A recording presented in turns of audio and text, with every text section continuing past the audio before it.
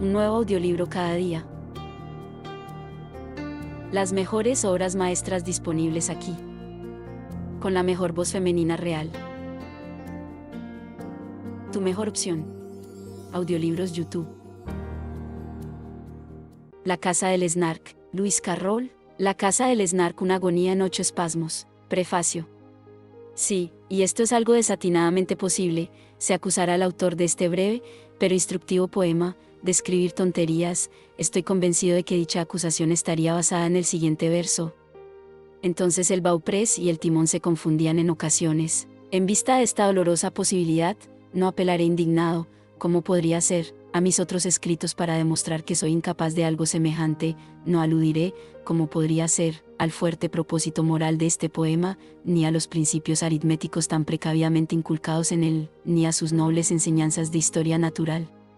Prefiero adoptar el procedimiento más prosaico de explicar simplemente cómo ocurrió todo. El capitán, que era especialmente sensible en cuanto a las apariencias, solía hacer que el bauprés fuese desembarcado 1 o 2 veces por semana para barnizarlo, y en más de una ocasión, al llegar el momento de volverlo a poner en su sitio, no había nadie a bordo que supiese a qué extremo del barco pertenecía. Todos sabían que no servía de nada consultar al capitán, ya que éste simplemente se habría referido a su código naval y habría leído en voz alta y patética las instrucciones del almirantazgo, que nadie en el barco entendía, así que generalmente terminaban por sujetarlo, como podían, sobre el timón. El timonel solía observar todo esto con lágrimas en los ojos. Él sabía que estaba mal hecho, pero, el artículo 42 del código, nadie hablará al hombre del timón, había sido completado por el mismísimo capitán con las palabras, y el hombre del timón no hablará con nadie. Así que quejarse era imposible, y hasta el siguiente día que tocase barnizar no podría realizarse ningún movimiento con el timón. Durante esos desconcertantes intervalos, el barco normalmente navegaba hacia atrás. Como, de alguna forma, este poema está conectado con la balada de Jabberwock, dejadme aprovechar esta oportunidad para contestar a una pregunta que me han hecho a menudo: ¿cómo pronunciar deslizosos todos? La I de deslizosos es como la I de amistosos, y todos se pronuncia de manera que rime con los. Asimismo, la primera O de borogos se pronuncia como la O de loro. He oído gente que trata de pronunciarla como la O de ahoga. Tal es la perversidad humana. Esta también me parece una buena ocasión para llamar la atención sobre otras palabras difíciles del poema. La teoría de Humpty Dumpty, la de 2 significados metidos en una sola palabra como en un maletín, me parece una buena explicación para todas ellas. Por ejemplo, tomemos las palabras humeante y furioso. Imaginad que deseáis decir las 2 palabras, pero no sabéis cuál pronunciar primero. Si vuestros pensamientos se inclinan, aunque sea levemente, hacia humeante, diréis humeante furioso. Si por un pelo se inclinasen hacia furioso, diríais furioso humeante, pero si tuvieseis el extraño don de una mente en perfecto equilibrio, diríais humioso. Supongamos que cuando Pistol pronunció la famosa frase: ¿bajo qué rey bellaco? Habla o muere. El juez ya lo hubiera sabido con certeza que se trataba de William o de Richard, pero, al no saber cuál de los 2 exactamente, no podría decir primero uno y luego otro. No podemos dudar que para evitar morir habría exclamado: Richam, espasmo 1. El desembarco. Este es lugar del Snark, gritó el capitán, mientras desembarcaba con cuidado a su tripulación, manteniendo a cada hombre por encima de las olas con la ayuda de un dedo enredado en su pelo. Este es lugar del Snark. Lo he dicho 2 veces, eso alentará a la tripulación. Este es lugar del Snark.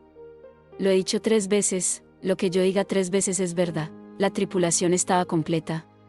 Incluía un limpiabotas, un fabricante de gorras y bonetes, un abogado, para que mediase en las disputas, y un tasador, para que evaluase sus bienes, un jugador de billar, muy habilidoso, que podría haberse hecho de oro. De no ser porque un banquero, que resultaba un empleado muy caro, cuidaba el dinero de todos. También había un castor, que paseaba por la cubierta, o que se sentaba en la proa a hacer encajes, y que, según el capitán, les había salvado muchas veces de naufragar. Aunque ningún marinero sabía cómo, había uno que era famoso por el número de cosas que se había olvidado al subir al barco: su paraguas, su reloj, todas sus joyas y anillos, y la ropa que había comprado para el viaje. Tenía 42 cajas, empaquetadas con gran cuidado, con su nombre escrito claramente en ellas. Pero, ¿cómo se le olvidaron? Todas se quedaron en la playa. La pérdida de sus ropas no importaba casi nada, porque cuando llegó al barco llevaba puestos 7 abrigos y 3 pares de botas. Sin embargo, lo peor era que había olvidado totalmente su nombre. Contestaba a cualquier o a cualquier otro grito, como morralla o buñuelo de pelos. O sea cual sea tu nombre, o como te llames, pero, especialmente, a ese, mientras de aquellos que preferían usar expresiones más enérgicas. Recibía distintos nombres. Sus amigos íntimos le llamaban cabo de vela, y sus enemigos, queso tostado. Su apariencia es desgarbada, su inteligencia poca, así decía a menudo el capitán. Pero su coraje es perfecto. Y al fin y al cabo, eso es lo que se necesita para cazar un snark. Gastaba bromas a las hienas, devolviéndoles la mirada con un descarado movimiento de cabeza. Y una vez fue a pasear, mano a mano, con un oso, solo para levantarle el ánimo, dijo. Vino como panadero, pero admitió, demasiado tarde, y esto volvió medio loco al capitán. Que solo sabía hacer pastel de boda, para el que, yo aseguro, no tenían ingredientes. El último tripulante merece una observación especial, aunque parecía un increíble asno. Solo tenía una idea, pero como esta era el Snark, el capitán le contrató de inmediato. Vino de carnicero, pero gravemente. Declaró, cuando el barco ya llevaba una semana navegando, que solo era capaz de matar castores. El capitán se asustó y tan asustado estaba que ni una sola palabra pudo articular. Pero, más tarde, explicó, con voz temblorosa, que había solo un castor a bordo, que estaba amaestrado y que era suyo, por lo que su muerte sería profundamente lamentada. El castor, que por casualidad escuchó esta observación, protestó, con lágrimas en los ojos, diciendo que ni el éxtasis producido por la caza del Snark podría compensarle este tremendo disgusto. Pidió insistentemente que el carnicero viajara en otro barco distinto, pero el capitán dijo que esto no concordaba con los planes que había hecho para el viaje. Navegar era siempre un arte muy difícil, aunque fuese con un barro y una sola campana, por tanto se temía que debía negarse a contratar a otro. Lo mejor que podía hacer el castor era, sin duda, buscarse un abrigo de segunda mano a prueba de cuchillos. Eso le aconsejó el panadero, y después debería asegurar su vida en una compañía respetable. Esto le sugirió el banquero, quien se ofreció a alquilarle, en buenas condiciones, o a venderle 2 excelentes pólizas, una contra el fuego y otra contra los daños producidos por el granizo. Sin embargo, todavía, desde ese triste día, pase por donde pase el carnicero, el castor mira hacia otro lado y se muestra inexplicablemente reservado. Espasmo 2. El discurso del capitán. Al mismísimo capitán todos ponían por las nubes. Qué porte, qué naturalidad y qué gracia, qué solemnidad, también. Cualquiera podía ver que era un hombre sabio. Con solo mirarle a la cara, había comprado un gran mapa del mar, sin un solo vestigio de tierra, y toda la tripulación estaba encantada al ver que era un mapa comprensible para ellos. ¿Qué utilidad tienen el Ecuador, el Polo Norte y las zonas de Mercator? ¿Los trópicos y las líneas de los meridianos? Así decía el capitán. Y la tripulación contestaba. Son solamente signos convencionales. Otros mapas tienen formas, con las islas y los caos, pero nosotros debemos agradecer a nuestro valiente capitán. Así hablaba la tripulación, que nos haya comprado el mejor, un perfecto y absoluto mapa blanco. Esto era maravilloso, sin duda, pero pronto averiguaron que el capitán, al que ellos tenían en tan buena estima, solo tenía una idea para cruzar el océano. Y esta era tocar su campana. Era pensativo y serio, pero las órdenes que daba eran suficientes para desorientar a la tripulación. Cuando gritaba, girad a estribor, pero dejadla proa a babor. ¿Qué diablos podía ser el timonel? Entonces el bauprés y el timón se confundían en ocasiones, algo que, como decía el capitán, ocurre frecuentemente en climas tropicales, cuando una nave está, por decirlo así, esnarcada. Pero el fallo principal ocurrió durante la navegación, y el capitán, perplejo y afligido, dijo que la había esperado, al menos, que cuando el viento soplara hacia el este, el barco no fuese rumbo al oeste, pero el peligro había pasado. Por fin habían desembarcado, con sus cajas, maletas y bolsas. Sin embargo, a primera vista, a la tripulación no le gustó el paisaje, que estaba plagado de acantilados y rocas. El capitán percibió que los ánimos estaban bajos y contó, en tono melodioso, algunas bromas que se había guardado para las ocasiones de aflicción. Pero la tripulación no hacía más que gemir. Les sirvió ponche con mano generosa y les invitó a sentarse en la playa. y ellos reconocieron que su capitán tenía un magnífico porte, mientras permanecía de pie lanzándoles un discurso. Amigos, nobles y campesinos, prestadme atención. A todos les gustaban las citas. Así que a su salud bebieron y gritaron 3 hurras, mientras se les servía otro vaso. Hemos navegado varios meses, hemos navegado muchas semanas, 4 al mes, podéis anotar. Pero todavía, hasta este momento, y es vuestro capitán el que habla. No hemos visto, ni por asomo, un Snark. Hemos navegado muchas semanas, muchos días, 7 por semana, lo reconozco. Pero nunca un Snark, sobre el que nos encantaría poner la vista. Nos hemos encontrado hasta ahora. Venid, escuchad, compañeros, mientras os vuelvo a decir las 5 señas infalibles, por las que vosotros sabréis, donde quiera que vayáis, que se trata de un genuino Snark. Vamos a conocerlas por orden. Primero, el sabor, que es escaso y engañoso, pero crujiente, como un abrigo que está demasiado ajustado a la cintura, con un aroma a gusto de alfeñique. Su hábito de levantarse tarde, estaréis de acuerdo conmigo en que va demasiado lejos, cuando os digo que normalmente desayuna a la hora del té y cena al día siguiente. Tercero, es lento para entender un chiste. Si os atrevéis, probad con alguno. Y suspirará como una criatura muy triste. Y siempre estará serio ante un juego de palabras. Cuarto, le encantan las cabinas de baño, que constantemente lleva de uno a otro lado, porque cree que le añaden belleza al paisaje, opinión que puede dudarse. Quinto, es ambicioso. Pero debemos describir 2 grupos. Distinguir entre los que tienen plumas y pican, y los que tienen bigote y arañan, porque, aunque normalmente un Snark no hace daño, es mi obligación deciros que algunos son Bujams. El capitán, alarmado, se quedó de repente callado, al ver que el panadero se había desmayado. Espasmo 3. La historia del panadero. Le reanimaron con panecillos, le reanimaron con hielo, le reanimaron con mostaza y con berros, le reanimaron con mermelada y con consejos juiciosos, y le pusieron enigmas que resolver. Cuando por fin se sentó y pudo hablar, su triste historia se ofreció a contar. Y el capitán gritó: silencio. Ni un ruido, y excitado su campana se puso a tañer. Se hizo un completo silencio. Ni un ruido, ni una voz, apenas un lamento o un gemido. Mientras el hombre al que llamaban contaba su desdichada historia en tono antediluviano. Mi padre y mi madre eran honrados, aunque pobres. Sáltate eso, interrumpió el capitán. Si se hace de noche, no podremos divisar un Snark. Y no tenemos ni un minuto que perder. Me saltaré 40 años, dijo el panadero llorando, y seguiré, sin más dilación, contando. El día en que me admitisteis en vuestro barco, para ayudaros a cazar un Snark, un tío mío muy querido, que me dio su nombre, observó, cuando fui a despedirme de él. Oh, sáltate a tu querido tío, exclamó el capitán, tocando enfadado su campana. Él me dijo entonces, siguió en tono amable, si tu Snark es un Snark, está bien. Tráelo a casa por todos los medios. Puedes servirlo con verdura. Y es útil para encender una vela. Puedes buscarlo con dedales, buscarlo con cuidado, cazarlo con tenedores y esperanza. Con acciones de los ferrocarriles amenazarlo y hechizarlo con sonrisas y jabón. Ese es exactamente el método, dijo, decidido, el capitán en un paréntesis repentino. Esa es exactamente la forma que a mí siempre me han contado para intentar la caza del Snark. Pero, ay, radiante sobrino, guárdate de ese día, si tu Snark es un Bujam. Porque entonces ese día, suave y repentinamente, tú desaparecerás.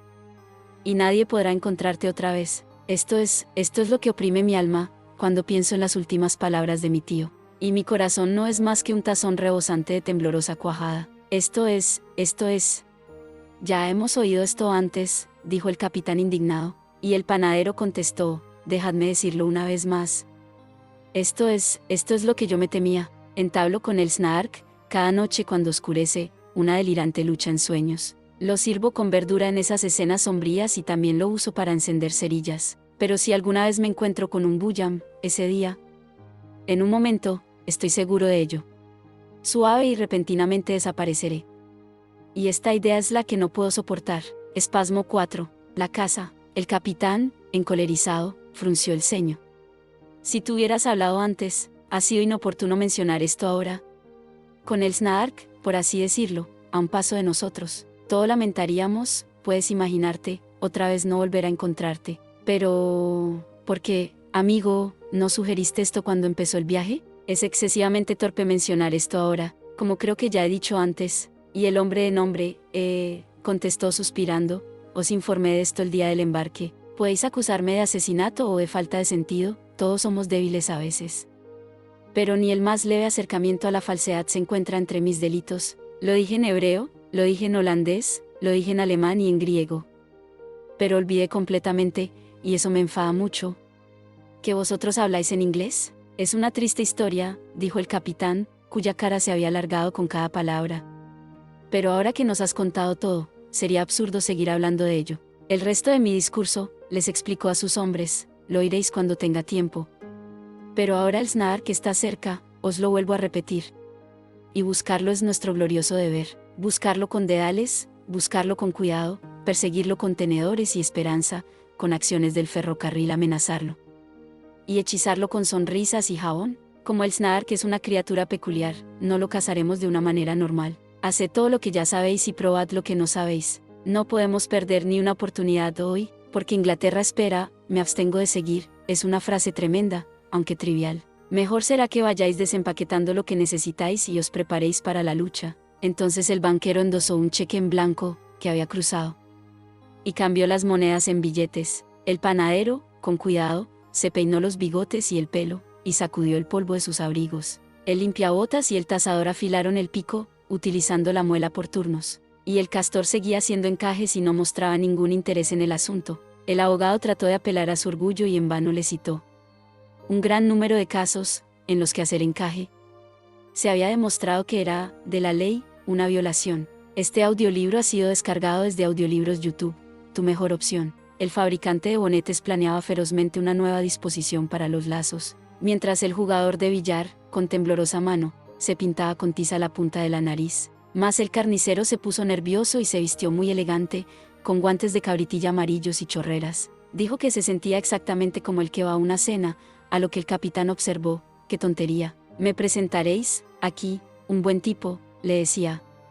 Si ocurre que no los encontramos juntos, y el capitán, sacudiendo sagazmente la cabeza, dijo, eso dependerá del tiempo de ese día. El castor, simplemente, se puso a saltar de alegría, al ver al carnicero tan nervioso. E incluso el panadero, aunque estúpido y bobo, trató de esforzarse para guiñar un ojo. Actúa como un hombre, gritó el capitán airado, al oír que el carnicero estallaba en sollozos. Si nos encontramos con un hub, ese pájaro tan terrible, necesitaremos todas nuestras fuerzas. Espasmo 5. La lección del castor. Lo buscaron con deales, con cuidado lo buscaron, lo persiguieron con tenedores y esperanza, con acciones del ferrocarril lo amenazaron. Y lo hechizaron con sonrisas y jabón. Entonces el carnicero ideó un ingenioso plan para hacer una incursión él solo. Y eligió un lugar no frecuentado por el hombre, un valle tenebroso y desolado. Pero el mismo plan se le ocurrió al castor, que había elegido el mismo sitio. Mas ninguno demostró, con signos o palabras, el disgusto que apareció en su cara. Cada uno pensaba que el otro solo tenía en su mente al Snark y el glorioso trabajo de ese día, y trataba de fingir que no se enteraba de que el otro andaba por ese mismo camino. Pero el valle se hizo cada vez más estrecho y la tarde oscureció y hacía frío. Hasta que, por los nervios, no por buena voluntad, ellos siguieron adelante, hombro con hombro. Entonces un grito, agudo y estridente, estremeció el cielo, y ellos supieron que algún peligro acechaba. El castor palideció hasta la punta del rabo, e incluso el carnicero se sintió un poco raro. Pensó en su niñez, muy lejana en el tiempo, un estado inocente y dichoso, y el sonido que le venía a la mente era el del pizarrín rechinando en la pizarra.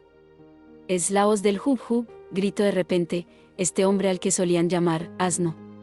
Como diría el capitán, añadió con orgullo, ya he explicado esta sensación anteriormente, es el canto del hub, sigue contando, te lo ruego, con esta, observarás que lo he dicho 2 veces, es la canción del hub. La prueba está completa y solo te lo he dicho 3 veces. El castor había contado con escrupuloso cuidado y cada palabra atentamente escuchaba.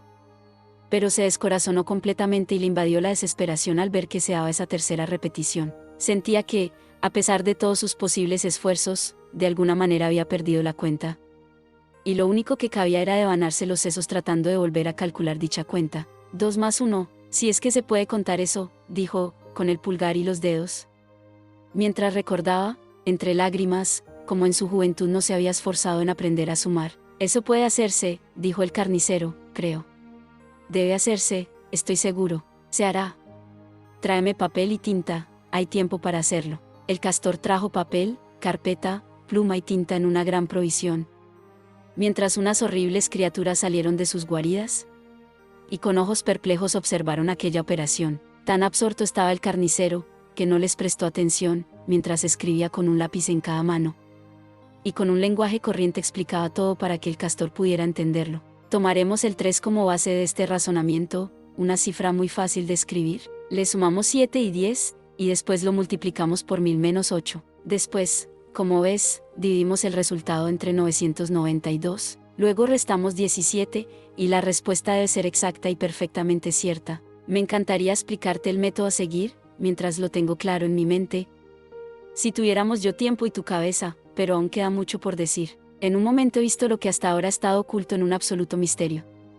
Y ahora te daré, libremente y sin cargo adicional, una lección de historia natural. De esta forma genial siguió hablando, olvidando todas las leyes de la propiedad, ya que dar instrucciones, sin introducción, causaría un gran revuelo en la sociedad. Por su temperamento, el Jub es un ave terrible, porque vive perpetuamente en cólera. Sus gustos son absurdos en cuanto a la ropa y está a años luz por delante en la moda. Recuerda a todos los amigos que ha conocido antes y nunca se deja sobornar.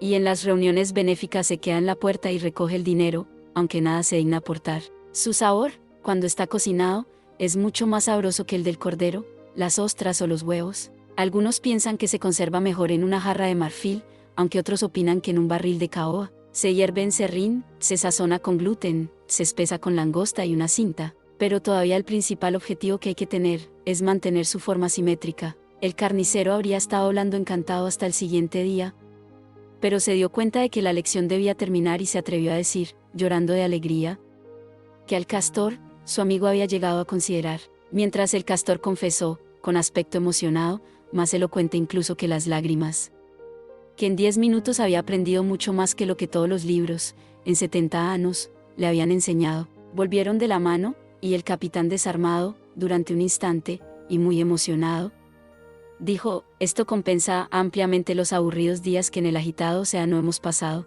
Tan amigos se hicieron, el castor y el carnicero, que es algo nunca visto, en invierno, o verano. Siempre era lo mismo, uno nunca podía ver al otro sin su amigo, y si alguna disputa surgía, como pasa a menudo a pesar de que todos se esfuercen, la canción del Jub volvía a sus mentes y cimentaba su amistad para siempre. Espasmo 6. El sueño del abogado. Lo buscaron con deales, con cuidado lo buscaron, lo persiguieron con tenedores y esperanza, con acciones del ferrocarril lo amenazaron. Y lo hechizaron con sonrisas y jabón, pero el abogado, cansado de probar en vano que el castor con su encaje estaba delinquiendo, se durmió y en sus sueños vio claramente a la criatura que su imaginación había estado buscando tanto tiempo. Soñó que estaba ante un sombrío tribunal, donde el Snark, con una lente sobre el ojo, toga, faja y peluca, defendía a un cerdo, acusado de haber abandonado su pocilga. Los testigos demostraron, sin fallo o error, que la pocilga cuando la encontraron estaba vacía, y el juez siguió explicando lo que la ley establecía. En un tono dulce y subterráneo de voz, la acusación no había sido claramente explicada, parecía que el Snark había empezado, y durante 3 horas había comentado, antes de que alguien adivinara lo que se suponía que había hecho el cerdo acusado. Los miembros del jurado tenían puntos de vista diferentes, antes de que se leyese la acusación. Y todos hablaban a la vez y ninguno sabía qué era lo que decía el resto de la gente. Debéis saber, dijo el juez, pero el Snark exclamó, tonterías, esta ley es bastante obsoleta. Dejadme que os diga, amigos, que toda esta cuestión se basa en un antiguo derecho feudal. En cuanto a la traición, parecería que el cerdo ha ayudado, pero no ha incitado. Mientras que el cargo de insolvencia se descarta, eso está claro. Si se admite como alegato nada hubo adeudado. En cuanto a la deserción, no lo pongo en duda, pero su culpa, creo, será anulada. Por lo menos en lo referente al coste de este pleito, por la coartada que ha sido demostrada. El destino de mi pobre cliente depende ahora de sus votos. Aquí, el orador se sentó en su sitio y se dirigió al juez para que consultara sus notas y brevemente resumiera el caso. Pero el juez dijo que nunca había hecho un resumen antes, así que el Snark ocupó su lugar. Y lo hizo tan bien que llegó más allá de lo que los testigos habían dicho. Cuando se pidió que dieran el veredicto, El jurado declinó porque esa palabra era muy difícil de deletrear, pero se atrevieron a pedirle al Snaark que se ocupase de eso también. Así que el Snaark dio el veredicto, aunque, como confesó, estaba cansado por el esfuerzo del día. Cuando dijo la palabra culpable, todo el jurado gimió y alguno incluso se desmayó. Entonces el Snaark dictó sentencia. Al estar el juez demasiado nervioso para decir una sola palabra cuando se puso de pie, el silencio era tan total que podía oírse una aguja caer. Destierro de por vida, fue la sentencia que dictó, y luego una multa de 40 libras tendrá que pagar. Todo el jurado aplaudió. Aunque el juez dijo que había temido que la frase no tuviese un sonido legal, pero su explosión de júbilo pronto se vio truncada cuando el carcelero les informó, entre llantos, que dicha sentencia no tendría el más mínimo efecto porque el cerdo había muerto hacía ya algunos años. El juez se marchó del tribunal, con aspecto de profundo disgusto. Pero el Snaark, aunque un poco consternado, como era el abogado encargado de la defensa, siguió hasta el final cantando. Esto soñó el abogado, mientras el canto parecía hacerse más audible a cada momento, hasta que le despertó el tañer de una furiosa campana que el capitán tocaba a su oído. Espasmo 7. El destino del banquero. Lo buscaron con deales, con cuidado lo buscaron, lo persiguieron con tenedores y esperanza, con acciones del ferrocarril lo amenazaron. Y lo hechizaron con sonrisas y jabón. Y el banquero, movido por un coraje tan novedoso que fue objeto de comentario general, salió como un loco hasta perderle de vista, en su empeño por cazar el Snaark, pero mientras lo buscaba con deales y cuidado, un Bandersnatch rápidamente se le acercó y capturó al banquero, que de miedo chilló, porque sabía que era inútil tratar de escapar. Le ofreció un gran descuento, también le ofreció un cheque, pagadero, al portador, por valor de más de 7 libras, pero el Bandersnatch solamente estiró el cuello y agarró de nuevo al banquero, sin descanso y sin pausa, mientras esas mandíbulas no dejaban de chasquear alrededor.